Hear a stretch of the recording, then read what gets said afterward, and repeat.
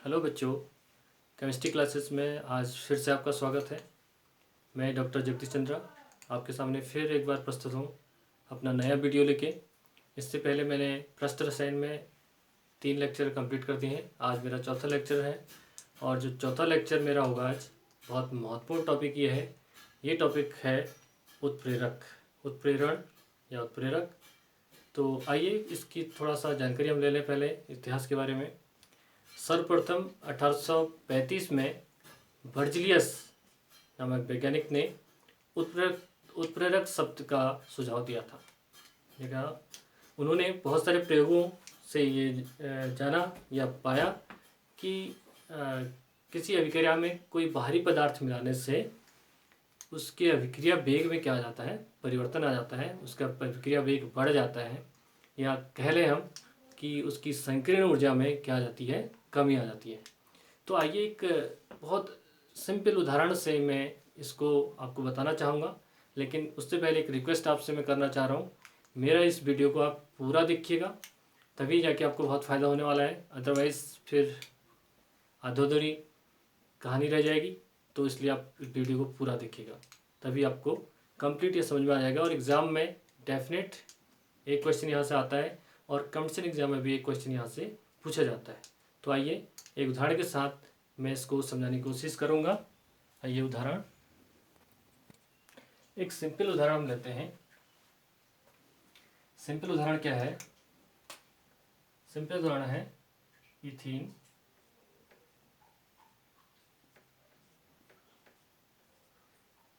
को जब hydrogen gas से अभिक्रिया कराते हैं तो हमें प्राप्त होता है इथेन।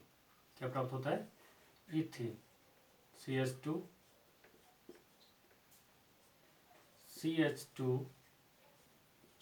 ऐसे इसको लिख लो। ये क्या आपका? इथेन।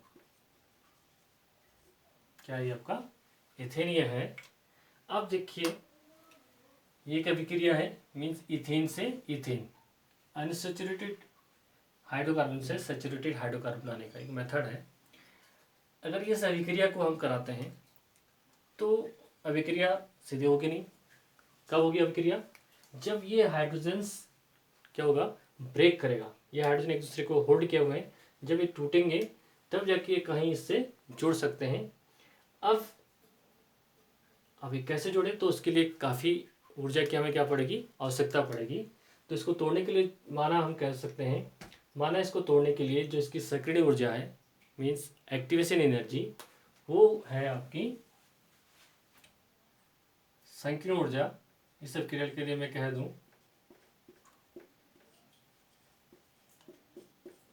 माना कितनी है? 1000 किलो जूल पर मोल। ये मान सकता हूँ मैं। माना है हमने, ये एक्चुअल नहीं है, माना है। माना इसी कितनी है? 1000 किलो जूल पर मोल है। तब ये रिएक्शन क्या है? पॉसिबल है। इतनी अधिक ऊर्जा इसको देने पड़ेगी तब ये हाइड्रोजन ब्रेक करेगा। और हाइड्रोजन जब ब्रेक करेगा ये हाइड्रोजन, तभी क्या होगा आपका? जब ये ब्रेक करेगा तभी ये रिएक्शन पॉसिबल है। अब बात करते हैं, एक ग्राफ से हम देखते हैं इसको। जैसे कि हमने एक्टिवेशन एनर्जी का ग्राफ पहले पढ़ा है, अभिक्रिया वेग पर उत्प्रेरक का प्रभाव। तो अगर आपने उस देखा नहीं है उसको, फिर से आप उसको एक वीडियो एक बार जरूर देखें। तो आइए इस ग्राफ को देखते हैं। ग्राफ है हमारे पास, ये ग्राफ है सपोज। इसके वाई एक्सिस में हम क्या लेते हैं? ऊर्जा। और एक्स एक्सिस में लेते हैं अभिक्रिया निर्देशांक।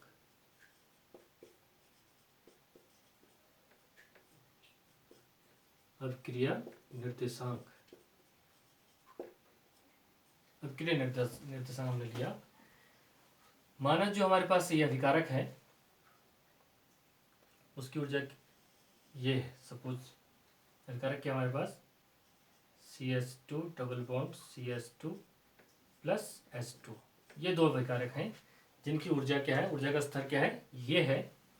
और प्रोडक्ट कहीं यहाँ आपका बनेगा। तो हम देखिए, पहले इसमें देखते हैं। अब जैसे अभिकारक को हम मिलाएंगे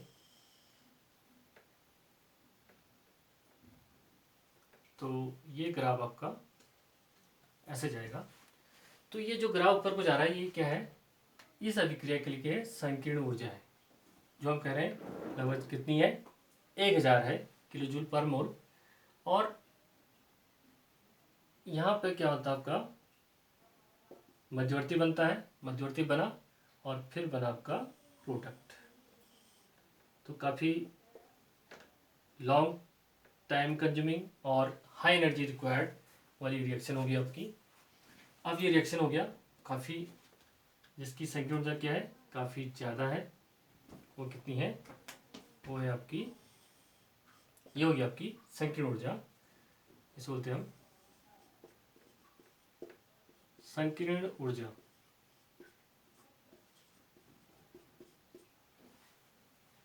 अब देखिए, और ये हो गया आपका अभिक्रिया का पथ, ये हो गया इसका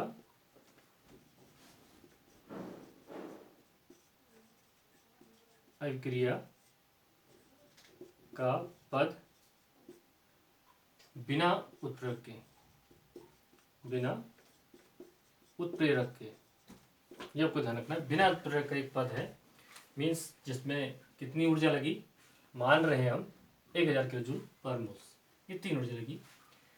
अब देखिए ये आपकी रिएक्शन हुई और उत्पाद क्या बना आपका, इथेन, CH3 CH3, उत्पाद क्या बना आपका, इथेन। ये उत्पाद हो गया आपका, और ये क्या आपके अभिकारक,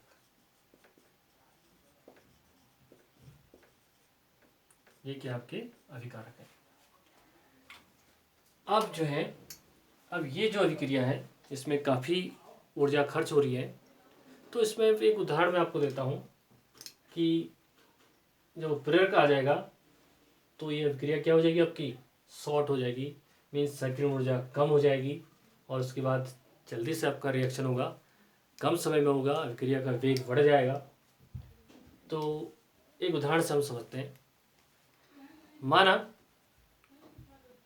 आपका घर बाजार से 5 किलोमीटर दूर है, 5 किलोमीटर, और आपको बाजार से कुछ खरीद के लाना है। सपोज आपको बाजार से आपको बुक्स खरीद के लानी है और आपको बाजार जाना है, तो 5 किलोमीटर पैदल जाके अगर आप उस बुक्स को लाते हैं तो आपको काफ़ी थकान भी होने वाली है और काफ़ी एनर्जी वेस्ट भी होने वाली है। उसके बाद देखिए, और टाइम भी ज़्यादा लगने वाला है, जैसे कि ये अभिक्रिया हो रही है, इसमें टाइम भी ज़्यादा लग रहा है और ऊर्जा भी कितनी खर्च हो रही है, हम कह रहे हैं कि लगभग 1000 किलो जूल पर मोल। लेकिन अगर आपको सुविधा दी जाए, आपको सपोर्ट दिया जाए, तो सुविधा क्या दी जाए, आपको बाइक दे दी जाए, या आपसे कहें आप बस से चले जाएं, या कह दी जाए आपको आप टैक्सी से चले जाएं, तो फिर आपका काम क्या होगा, आसान होगा। अगर आप बाइक से जाते हैं तो बहुत कम ऊर्जा आपकी खर्च होगी, आपको जाना है गाड़ी में बैठ के जाना है तो ऊर्जा बहुत कम यूज होगा और आपका कम समय में भी वो काम कंप्लीट हो जाएगा।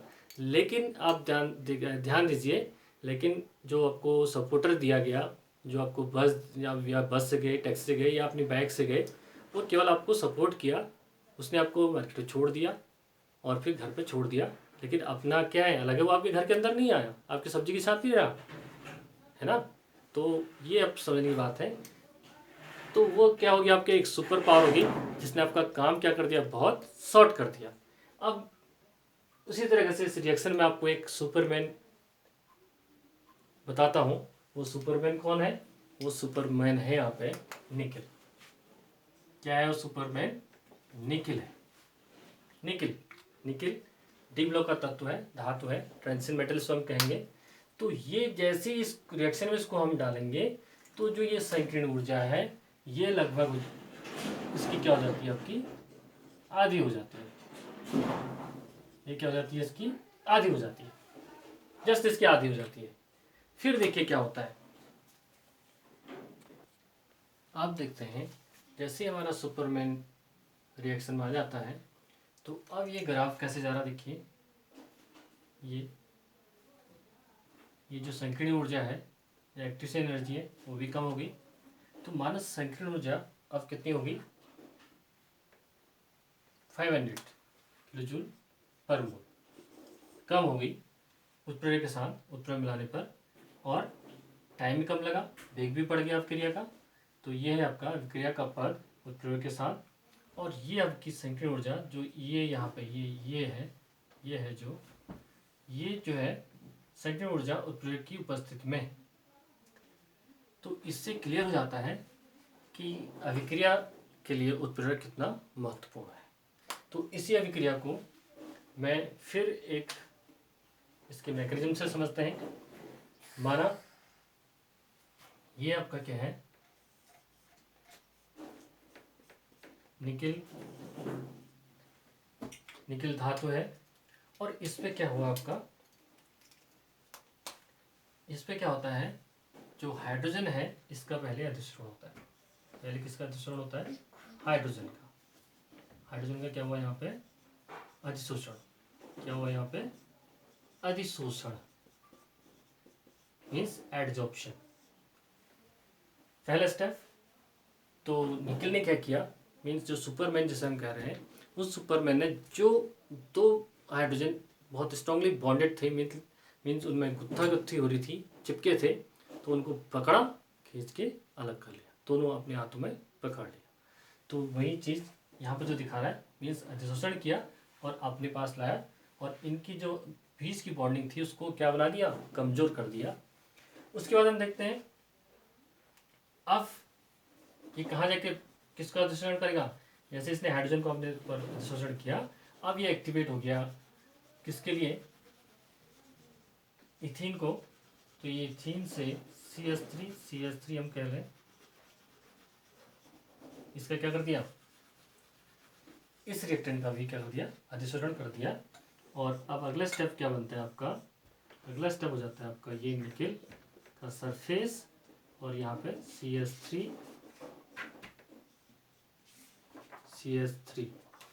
और अब ये CH3 इसके सरफेस को छोड़ देते हैं, फ्री हो गए, मुक्त हो गए, और क्या बना देंगे, इथेन। और क्या मुक्त हो गए यहाँ पे आपका निकिल, निकिल का सरफेस भी मुक्त हो गया, कैटलिस्ट आपका बाहर हो गया, और यहाँ पे क्या बन गया आपका, उत्पाद बन गया। ये क्या बन गया आपका, उत्पाद,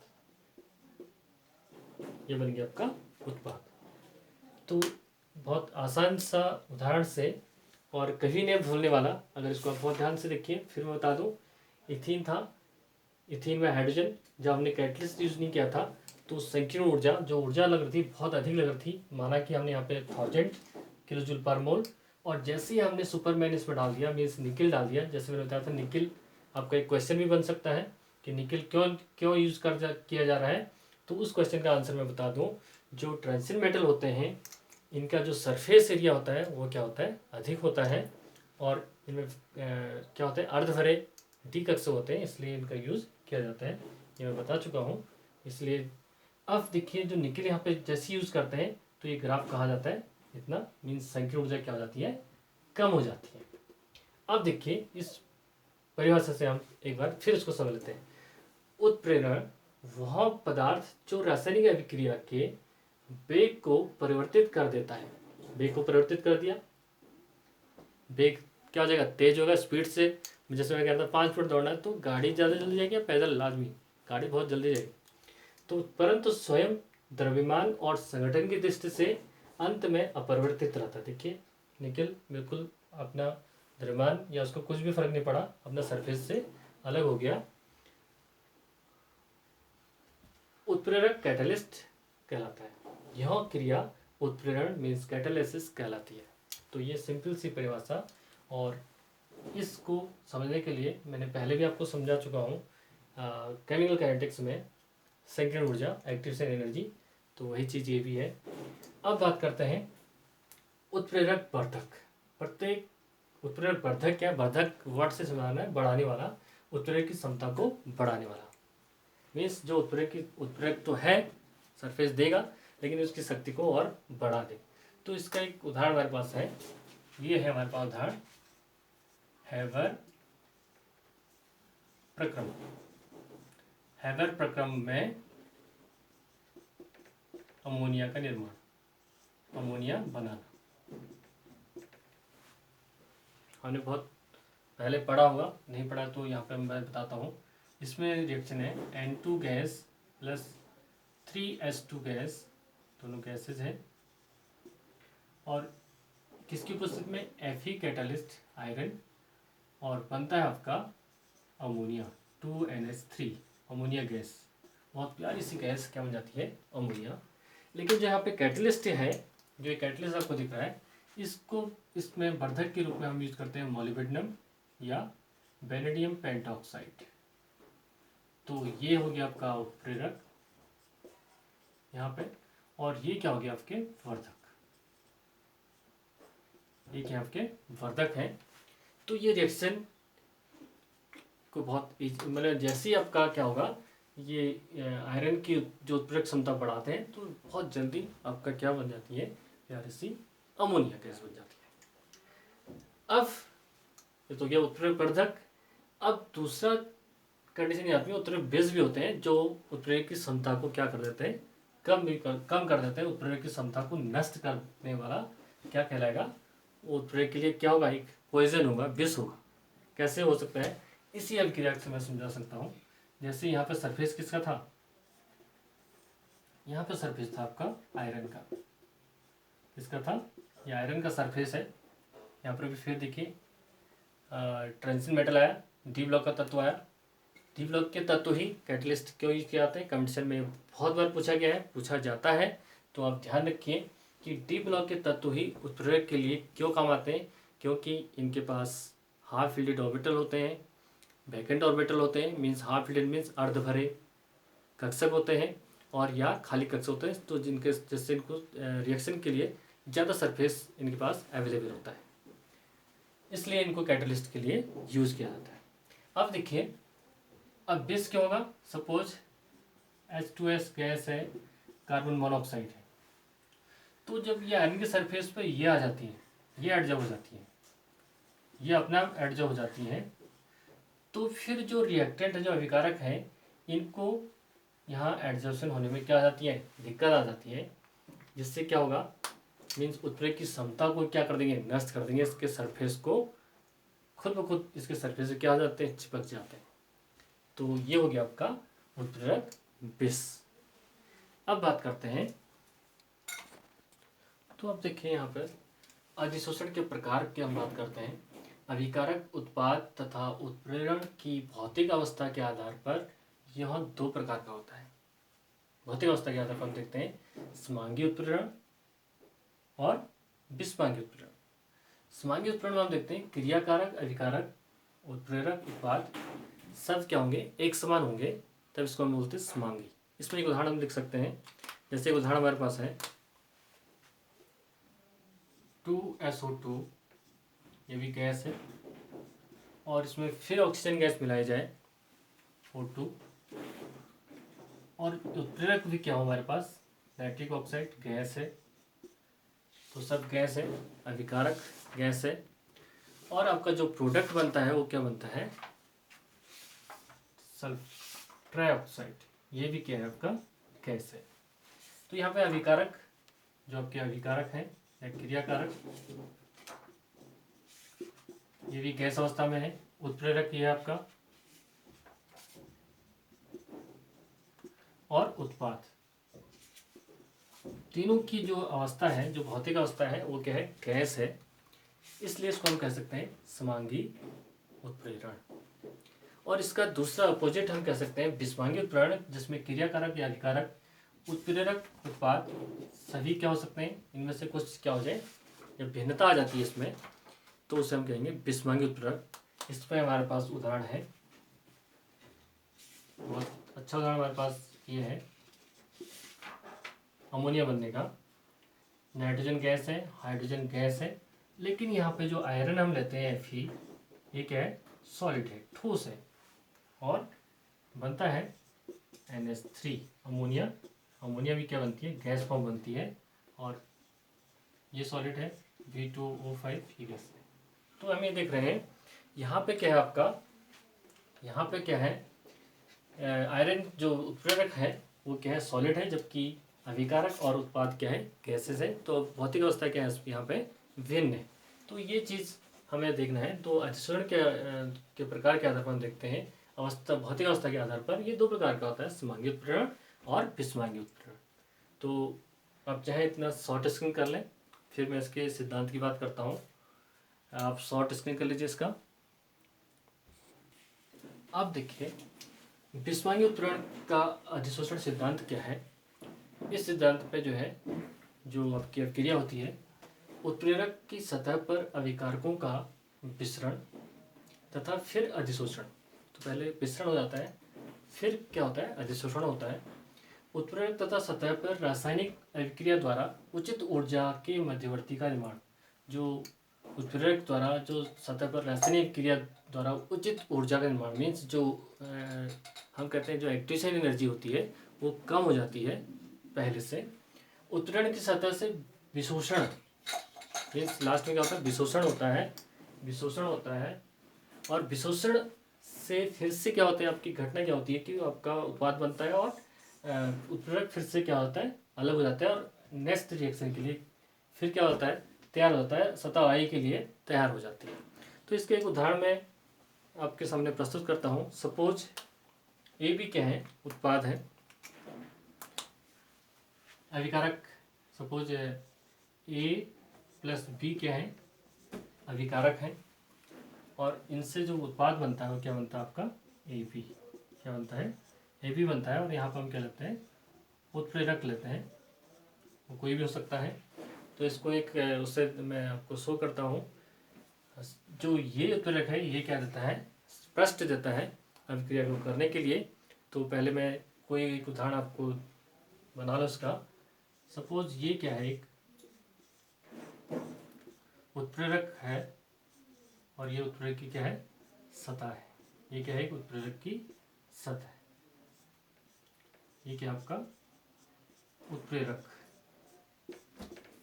और उत्प्रेरक पे क्या जुड़ेंगे, अभिकारक जुड़ेंगे, जो मैं बता रहा है ए प्लस बी, ए प्लस बी। और जब ये जुड़ेंगे तो कैसे जुड़ेंगे, देखिए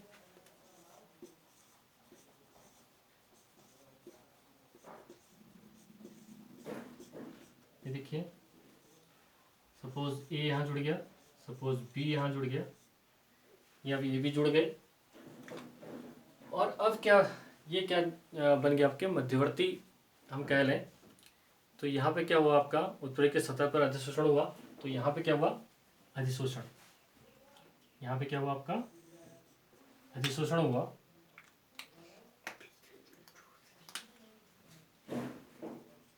उत्प्रेरक की सतह पर अधिशोषण,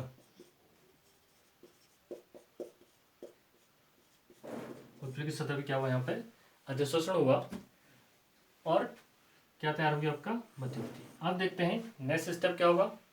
अब अधिशोषण हो गया, अब क्या होगा, ए और बी फिर किससे इंटरेक्ट होने जाएंगे, ए बी से इंटरेक्ट होने जाएंगे। और किसको छोड़ देंगे, किसको छोड़ देंगे, सरफेस को छोड़ देंगे। फिर से यहाँ पे बनाए, देखिए इसको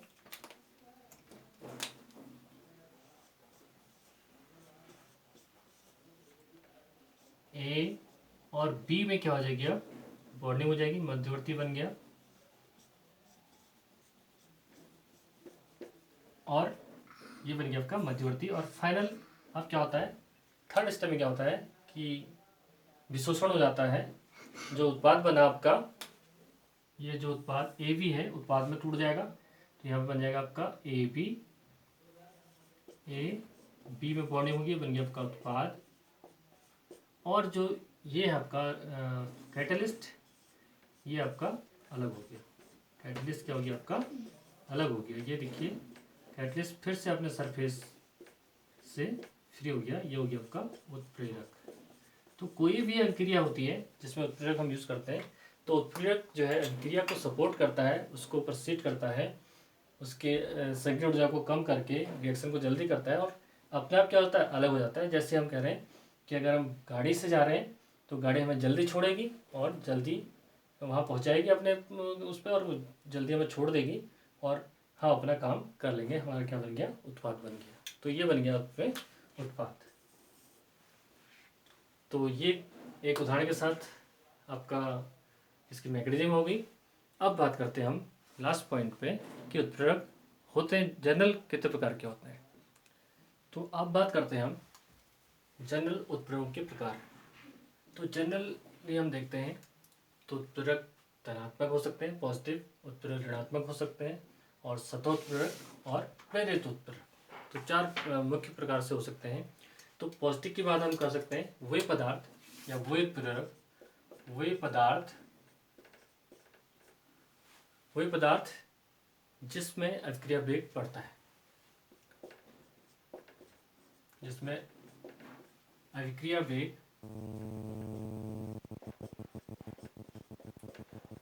वेग क्या होता है, बढ़ जाता है, फिर वेग बढ़ता है। तो इसमें एक उदाहरण भी हम देते हैं। जनरली हम ले रहे हैं इस उदाहरण को, nitrogen gas plus 3H2 hydrogen gas gives 2NH3 ammonia gas. किसकी उपस्थिति में? आयरन की उपस्थिति में। Iron catalyst near about 500 degree Celsius temperature. यहाँ पर वर्धक भी हम ले सकते हैं, मोलिब्डेनम, कुछ भी आप लेना चाहें। तो ये क्या आपका जो आयरन ही क्या आपका पॉजिटिव कैटलिस्ट है। तो ऐसे वे पदार्थ जिसमें अभिक्रिया वेग बढ़ता है, मीन्स वो उत्प्रेरक। तो यहाँ पे जो उत्प्रेरक है तो अभिक्रिया वेग को क्या करेगा, बढ़ाएगा। अब बात करते हैं निगेटिव कैटलिस्ट, ऋणात्मक उत्प्रेरक की बात कर सकते हैं। तो जिसमें संकीर्ण ऊर्जा का मान क्या होगा, इस केस में यहाँ हम कहते हैं अभिक्रिया वेग घट जाता है, जिसमें संकीर्ण ऊर्जा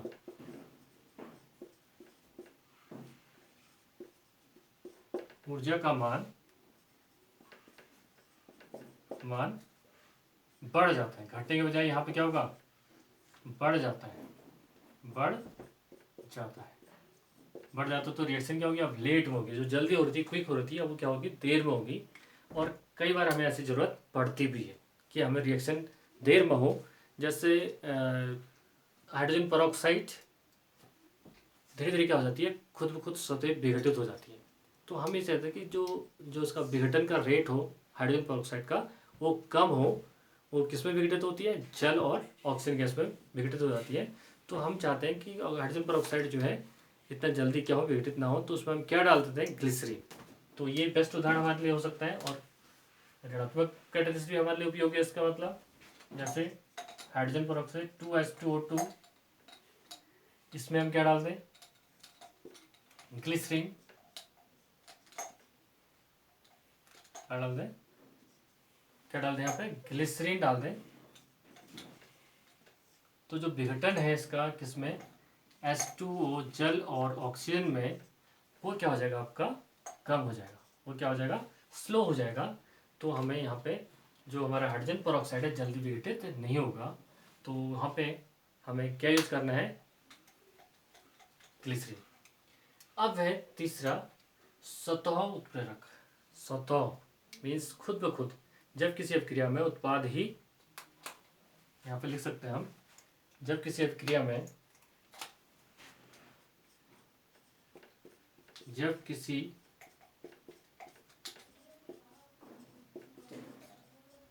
अभिक्रिया में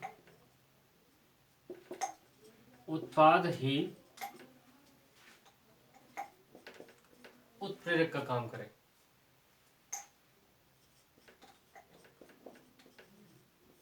उत्प्रेरक का काम करता है।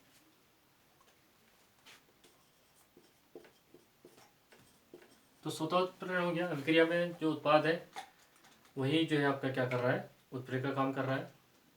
मीन्स तो उस अभिक्रिया में क्या करेंगे, स्वतः उत्प्रेरक।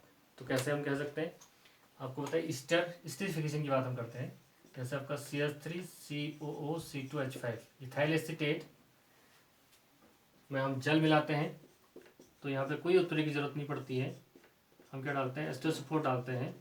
तो यहाँ पे क्या होता है, आपका हाइड्रोजन आयन ही देता है। H2SO4 क्या देगा, आपका हाइड्रोजन आयन। सल्फ्यूरिक अम्ल यहाँ पर मैं डाला, तो क्या बनेगा आपका एसिटिक अम्ल प्लस इथेनॉल, क्या बना आपका,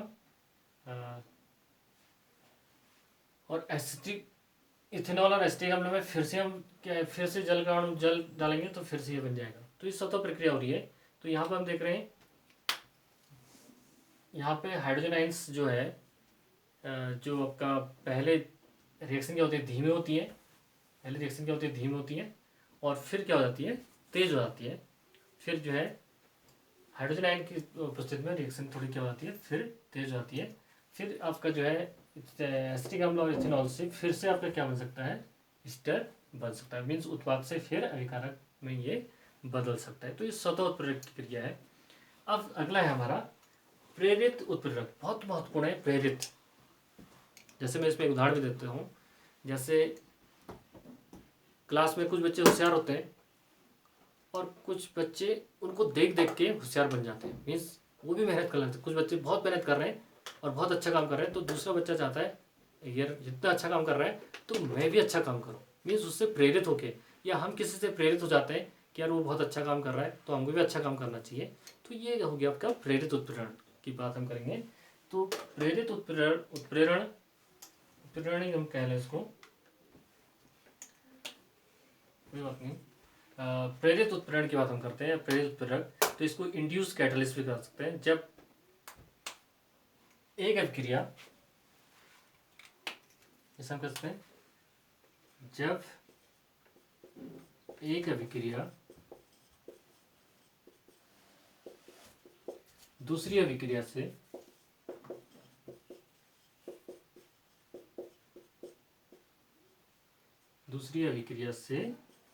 प्रेरित हो जाती है और दूसरी अभिक्रिया के वेग को बढ़ाती है। हम कह लें, यहाँ पे हम कह सकते हैं के वेग को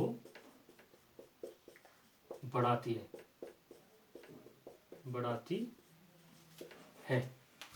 वेग को बढ़ाती है। तो इसे हम कहते हैं इंड्यूस कैटालिसिस या प्रेरित उत्प्रेरक या प्रेरित उत्प्रेरण, जो भी आप कह लें। तो आज का ये कैटलिस्ट वाला टॉपिक मेरा कंप्लीट होता है। और आपको पसंद है तो ज़रूर कमेंट बॉक्स में आप कमेंट ज़रूर लिखिए और लाइक करिए, शेयर करिए।